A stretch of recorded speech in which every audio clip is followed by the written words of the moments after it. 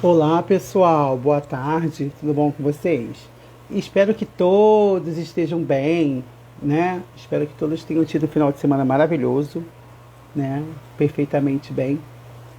Eu sei que eu tô, eu sei que eu tô sumido um pouco das lives, né? Eu não tenho feito muita live por causa desse tempo de corre-corre, né? Nosso profissional de enfermagem, né? Tanto técnico, tanto enfermeiro, então a gente tem a vida um pouco corrida. Mas eu tenho postado algumas coisas interessantes aí no meu Instagram para vocês estarem dando uma olhadinha, estudando um pouquinho, né? E às vezes a gente esquece de algumas coisas e eu coloco as coisas bem resumidas para que vocês possam, de certa forma, entender algo. E isso é muito legal, né? A intenção é de colocar algo bem objetivo, bem claro, bem transparente para que vocês possam entender, né? Então, sei que eu estou um pouquinho sumido, pode deixar aqui. Vou tirar mais tempo. Eu cheguei mais cedo do trabalho hoje e vou falar aqui e vim aqui falar só um pouquinho para vocês sobre um assunto aí que às vezes gera um pouco de dúvida pro profissional de enfermagem, né? Tanto o enfermeiro, obstetra, tanto o técnico que atua ali na sala de parto. E isso é muito bom. Até que atua também numa maternidade, num alojamento conjunto, ou numa emergência obstétrica, ou no repouso obstétrico, né? Então é sempre bom todos saberem tudo, todos estar com conhecimento teórico de tudo, para que todos possam falar a mesma língua e poder se entender, para assim dar uma assistência mais qualificada os nossos pacientes, que a intenção é essa, né? De dar uma assistência bem qualificada e humanizada para os nossos pacientes, a fim de a gente evitar qualquer tipo de complicação que venha decorrer de um procedimento iatrogênico que podemos cometer ali no ato da assistência que deveria ser qualificada e passa a ser desqualificada por causa de uma destreza manual ou destreza mental de um profissional de saúde, seja ele qual nível for, né? Então, eu vou falar rapidamente aqui dos períodos clínicos do trabalho de parto ou estágios do trabalho de parto, né? Conforme algumas literaturas abordam, como alguns autores abordam estágio clínico, períodos clínicos, mas como eu sigo sempre um protocolo do Ministério da Saúde, né, vocês sabem que eu trabalho, né, com pré-natal de risco habitual, então eu sempre sigo aquele protocolo do Ministério da Saúde que vai frisar, vai bater ali no parto humanizado, do parto assistencial, sem indução. Então, vou falar referente aí o protocolo do Ministério da Saúde. Então, quem quiser entender melhor sobre pré-natal de risco habitual, né, sobre os períodos clínicos do trabalho de parto sem complicação, que é um parto humanizado, pode entrar lá no Ministério da Saúde, baixar lá o caderno de pré-natal de risco habitual, que vai estar bem claro lá no protocolo toda essa assistência qualificada, tá? Tanto para a mulher, tanto para o recém-nascido, que era o bebê. Então, vamos resumir rapidamente aqui. Vou tentar explicar de uma forma que todo mundo entendam, né? Boa tarde, Rafael. Bem-vindo, obrigado, tá? Por prestigiar aqui rapidamente essa mini live, tá? Mais tarde assistam, quem puder, a live do meu amigo Rafael, que vai falar de prematuridade, juntamente com outra enfermeira que trabalha na parte de neonatologia. Então vai ser muito legal para vocês, estudantes de enfermagem, tanto do nível superior, tanto do nível técnico. Então assiste a live, que é bem gratificante. Se você puder, eu vou assistir, tá, Rafael? Pode deixar. Vou dar um oizinho lá para vocês. Então vamos falar aqui do períodos clínicos de trabalho de parto ou estágio do trabalho de parto. A gestante, para ela entrar em trabalho de parto, para ela deixar de ser uma gestante e se tornar uma parturiente, ela tem que estar com a idade gestacional apropriada, que vai variar de 38 a 41 semanas e 6 dias. Então, ela tem aí de 38 a 41 semanas e 6 dias para entrar em trabalho de parto, para iniciar o seu trabalho de parto, estando no período gestacional adequado, sem nenhum tipo de complicação obstétrica, sem nenhum tipo de comorbidade que venha aí, né, interferir nessa gestação, ok? Então ela entrou em trabalho de parto ela deixa de ser gestante para ser uma parturiente que vai ser ali assistida, né, pelo profissional de enfermagem, onde vamos realizar toda assistência qualificada a essa parturiente, porque ela já entrou em trabalho de parto. E nesse período do trabalho de parto, ela passa por estágios, né, ou períodos clínicos, assim como deve ser falado na literatura, né? O primeiro período, que é o primeiro estágio do trabalho de parto, são o início das metrocístoles, que são as contrações uterinas, e termina com a dilatação completa do colo do útero e seu apagamento, que são de 9 a 10 centímetros. Esse é o primeiro estágio do trabalho de parto, que é o primeiro período, que inicia-se com as metrocístoles, que são as contrações uterinas, e termina com a dilatação e apagamento completo do colo uterino de 9 a 10 centímetros. O período que chamamos de período de dilatação, né, que se inicia com as metrocístoles e termina com a dilatação completa desse colo uterino e totalmente apagado, é o período mais crítico do trabalho de parto. É o período a qual nós devemos dar uma assistência mais qualificada para essa parturiente. Geralmente nas primíparas, né, nas primigestas, esse período ele varia de 6 a 12 horas, que é o período mais demorado, onde ela fica no pré-parto, sendo assistida por nós profissionais da área da saúde, tanto técnico, tanto enfermeiro. Então ele vai iniciar esse período de dilatação, que é o primeiro período do trabalho de parto, com as metrocístoles, que são as contrações uterinas, e vai terminar com a dilatação completa do colo do útero. Então é o período mais crítico, mais demorado do trabalho de parto, né, onde ela fica ali esperando no pré-parto a evolução dessa dilatação uterina. Então, vai começar com as metrocístoles, que são as contrações uterinas. No início do trabalho de parto, essas metrocístoles, elas são menores, com intervalos entre elas maiores, né?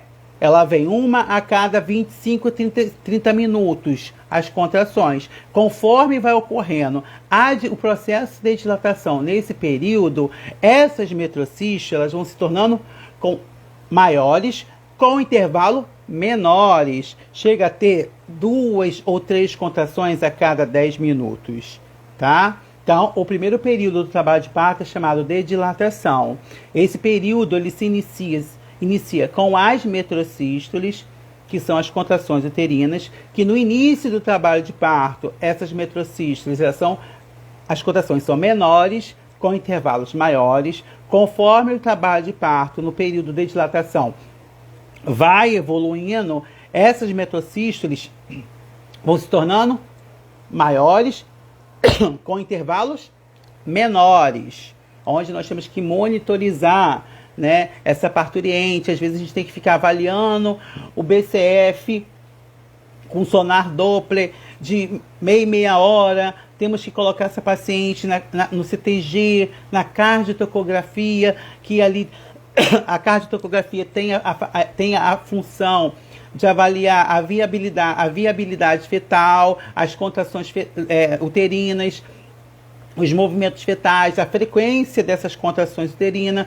Por isso esse período é um período mais demorado do trabalho de parto. Então o primeiro período do trabalho de parto é chamado de dilatação, que vai iniciar com as metrocístoles e vai terminar com a dilatação completa desse colo do útero. Lembrando, como eu falei no início, esse período de dilatação nas primigestas, ele é mais demorado, né?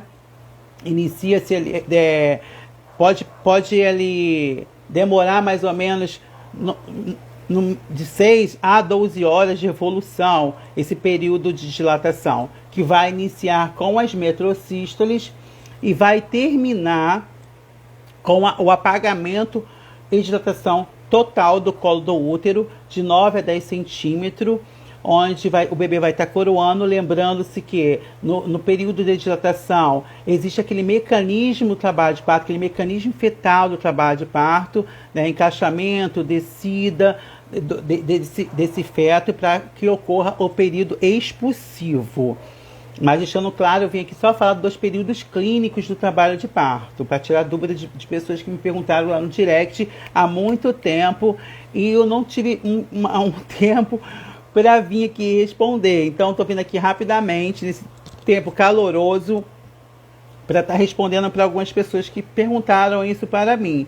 Então, o primeiro período do trabalho de parto, ele vai ser iniciado com as metrosístoles, que são contrações uterinas. Essas metrosístoles, elas, no início do trabalho de parto, elas são menores, as contrações, com intervalo maiores entre elas. Conforme o trabalho de parto vai evoluindo, vai progredindo, essas metrosístoles vão se tornando o quê? Maiores, com intervalos menores.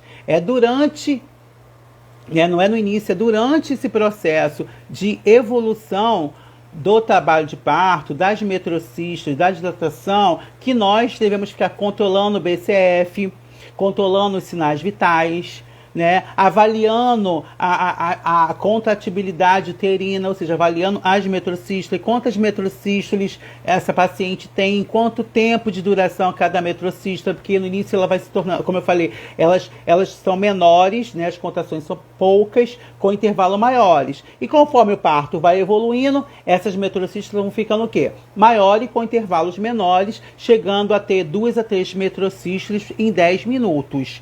Então, se geralmente essa parturiente que não tem um parto induzido, que é um tema que a gente pode abordar futuramente, que não está em parto induzido e está com uma metrosístole, que são contrações uterinas, de 3 a 10 contrações por minuto, mas não tem uma dilatação, ou seja, regrediu a dilatação do colo do útero, nós temos que ter cuidado, porque essa parturiente, ela pode ter um sofrimento fetal. Esse bebê pode entrar em sofrimento fetal, uma hipóxia intrauterina, e aí complicar, e o parto pode evoluir para cesariana, dependendo aí do processo da dilatação. Então, o primeiro período do trabalho de parto é chamado de dilatação, que vai iniciar ali com as metrosístoles e vai terminar com a dilatação completa do colo do útero, tá? E não esqueça que o período de dilatação é o período mais crítico, mais demorado do trabalho de parto, tá? Onde tem que ser avaliado constantemente o BCF pelo sonar Doppler, avaliar os sinais vitais da paciente, avaliar aspectos de sinais de complicações hipertensivas, complicações de hemorragia intrauterina, avaliar rompimento de bolsas de líquido amniótico e sua coloração, ok? Não esquecer de sempre, né, principalmente o enfermeiro obstetra, conectar essa paciente na CTG, que é cardiotocografia, para avaliá-la mais ainda, principalmente se tiver com parto induzido, né? Se tiver com parto induzido. Passou o período da dilatação, ela vai entrar no segundo período, que é no segundo estágio, chamado período de expulsão. O período expulsivo do trabalho de parto vai ser iniciado com a dilatação completa do colo do útero e vai terminar com a expulsão total do feto.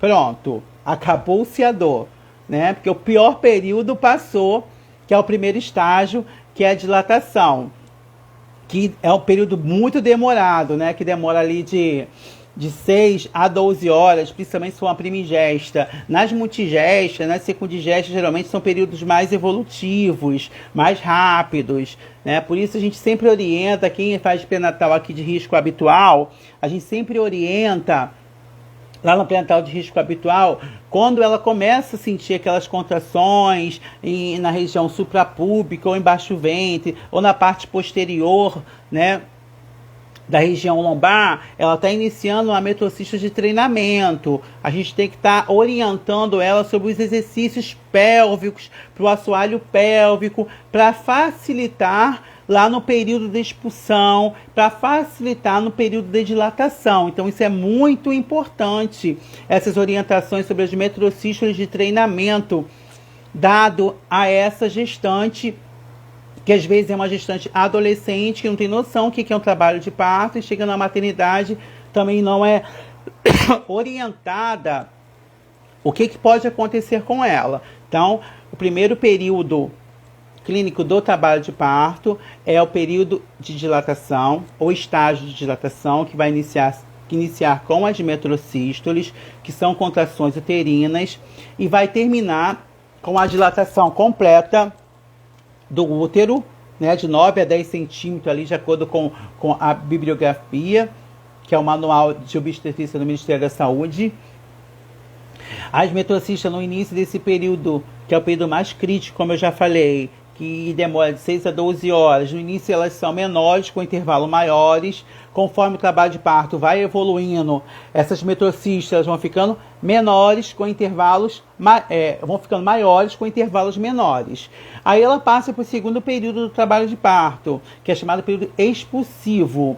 Esse período expulsivo corresponde à expulsão fetal, né? Ocorre a expulsão fetal, ela está preparada já para expelir o feto. Houve o apagamento do colo uterino, o bebê já está coroando, já está no início do processo de expulsão, já está todo encaixado, só falta descer do canal vaginal para poder ser expelido para a parte externa da vulva. Com epísio ou sem epísio. Como o parto é humanizado, a gente faz sem epísio. A gente já orientou essa paciente sobre os exercícios de assoalho pélvico para facilitar a dilatação.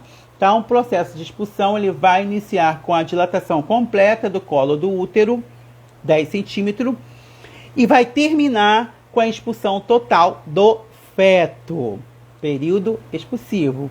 Aí a gente vai e passa para o terceiro período, período de dequitação ou de livramento. Período de dequitação ou de livramento corresponde à expulsão total da placenta e seus anexos placentários, que são as membranas córeo e membrana ânio, né? Então, o período de dequitação ou de livramento é o período onde ocorre a expulsão total da placenta com seus anexos placentários. Ele vai iniciar esse período de dequitação e de livramento.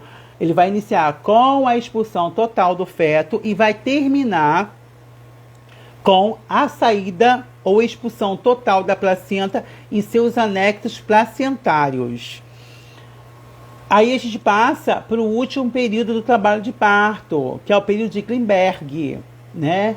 Que é o período de Glinberg. O período de Glinberg, né, é o período que ocorre o maior risco de hemorragia, né, pós-parto, né, porque o período de Glinberg é um período pós-parto, né, é um período ali que ocorre nas primeiras horas após o parto. Então, as primeiras horas após o parto, a gente chama de período de Glinberg, né, que é a primeira hora após o parto,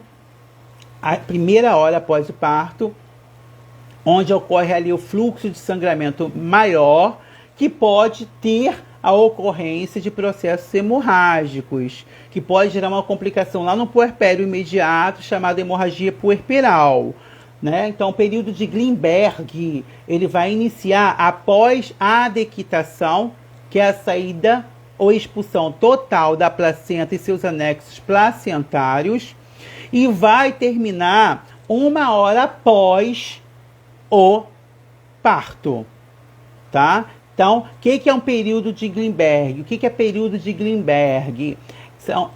Corresponde à primeira hora após parto, onde ocorre ali o maior fluxo de sangramento, onde a gente aguarda, é fundamental a gente aguardar o processo hemostático, né, para cessar esse sangramento. Caso o sangramento persista e a gente faz ali a limpeza do colo do útero e do fundo do útero, para tirar aquela quantidade de sangue. Caso persista esse sangramento, essa loquiação, persista com fluxo muito grande e muita frequência, tá?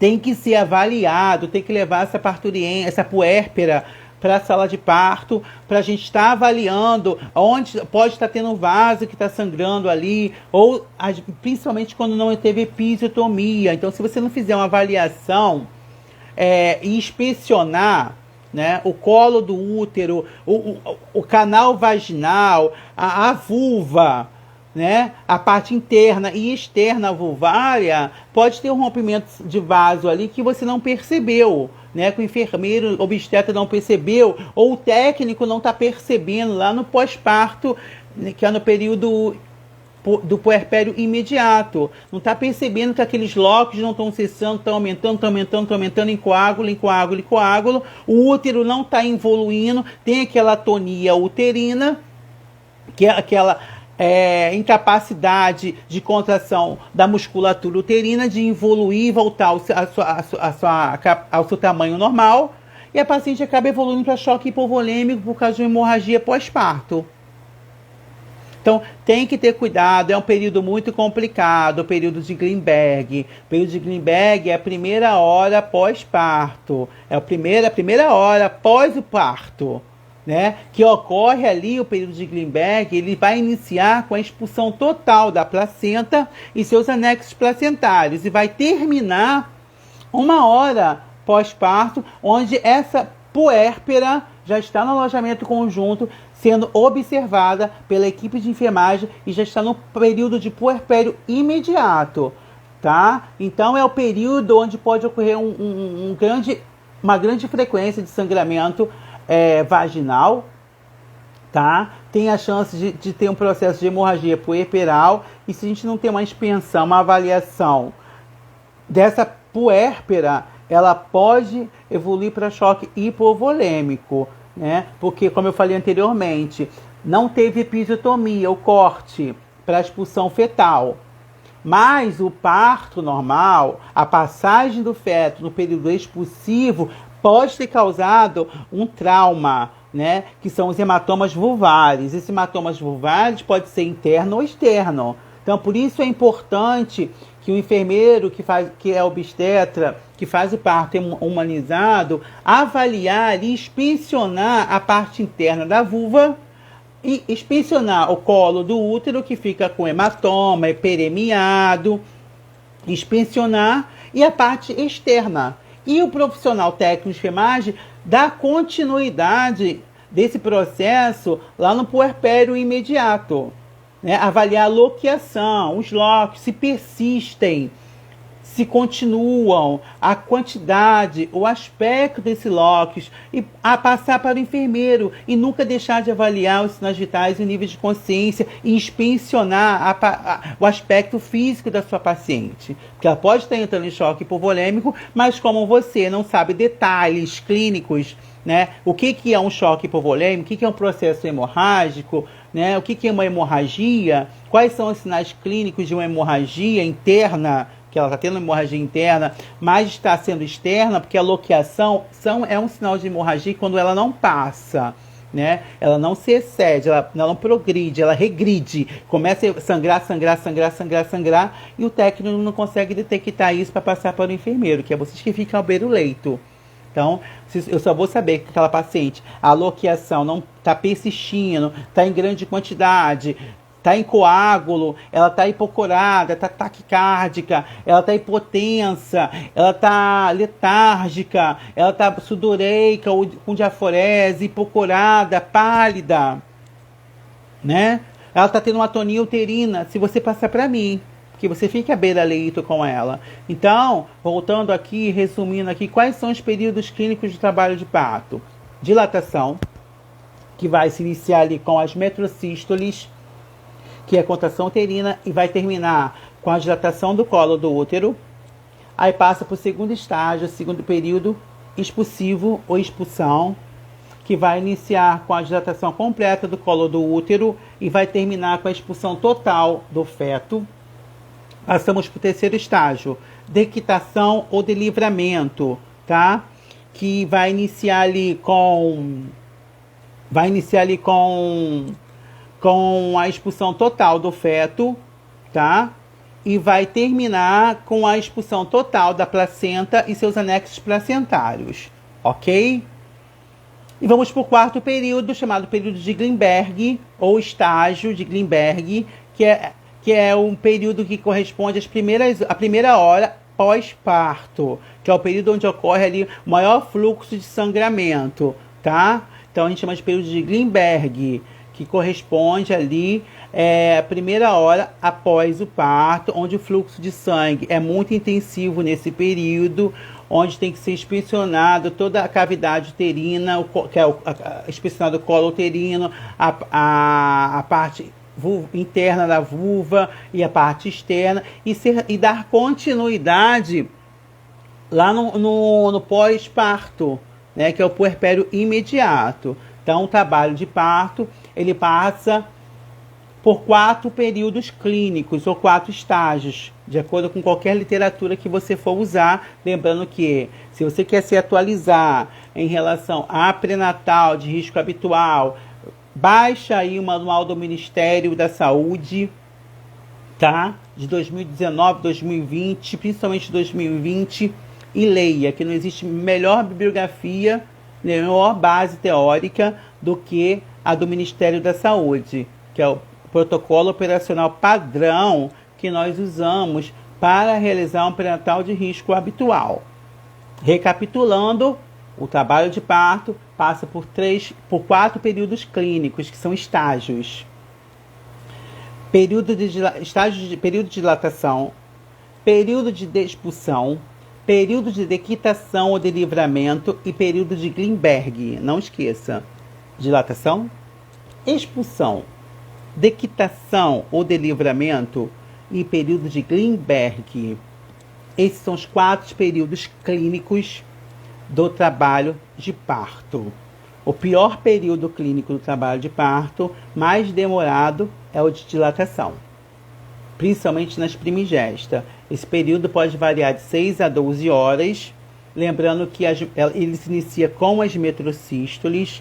Quando é metrocístole de treinamento, que está iniciando, ela é orientada a ficar em casa, fazer exercício de assoalho pélvico, exercício para facilitar a dilatação. Agora, quando tem dilatação acima de 2 centímetros e a metrocista persiste, ou o bebê já está, ou RN, ou feto é pós-termo, ou já está beirando ali as 41 semanas, esses dias vai ter que ser internada para ser avaliada e observada. Só que o trabalho de parto tem esses períodos clínicos. São os estágios: dilatação, expulsão, dequitação ou de livramento e período de Glinberg, tá? Qualquer dúvida, me chama no direct, bota a mensagem aqui embaixo, nos comentários da live, que vai ficar salva, tá? Aguarda aí meus stories, acompanha a live de hoje do meu amigo Rafael, juntamente com a enfermeira Amanda, falando sobre prematuridade, RN pré-termo, e vários assuntos importantes aí sobre neonatologia, tá? Às 20 horas, acompanha aí e acompanhe de história desde que tem novidades para vocês aí. Vai ter uma surpresa para quem me acompanha sempre, tá? Um beijo, espero ter gostado dessa mini live, porque foi rápida, só para tirar uma dúvida de algumas pessoas que estavam perguntando. Um beijo, fique com Deus, uma boa noite para vocês abençoada, tá?